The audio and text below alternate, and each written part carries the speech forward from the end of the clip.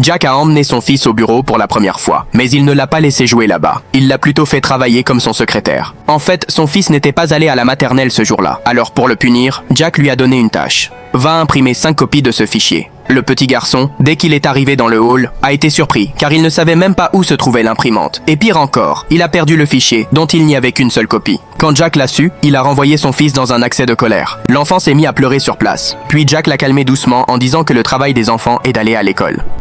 Le travail est dur. Le garçon a compris son erreur et a demandé à son père de le laisser retourner à l'école. Mais Jack a refusé, car c'était son anniversaire ce jour-là. Il voulait que son fils y aille le lendemain. Ensuite, il a attaché le broche de sa défunte femme aux vêtements de son fils. En voyant le broche, le garçon s'est souvenu de sa mère. Plus tard, Jack a emmené son fils acheter un cadeau d'anniversaire. Mais le garçon a perdu le broche. Soudain, il a vu une femme avec le même broche et a pensé que c'était le sien. Le garçon a demandé à la femme de le lui rendre, mais elle a dit que c'était le sien. Quand la dispute a augmenté, Jack a dit « Allons voir les caméras ici ».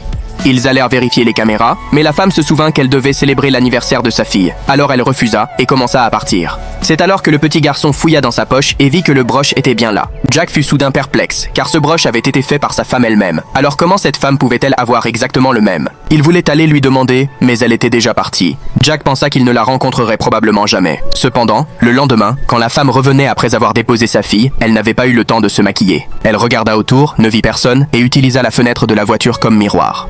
Assis à l'intérieur, Jack l'a vu mettre du rouge à lèvres. Il a baissé la vitre. La femme, embarrassée, a voulu partir vite, mais a glissé. Jack voulait savoir la vérité sur le broche. Il s'est excusé d'abord. Puis il a demandé son numéro, mais elle a refusé poliment. Alors, Jack a montré une éraflure sur sa voiture. La femme, inquiète, pensait que Jack demanderait une compensation. À contre-cœur, elle a écrit son numéro sur un papier et l'a collé sur la voiture.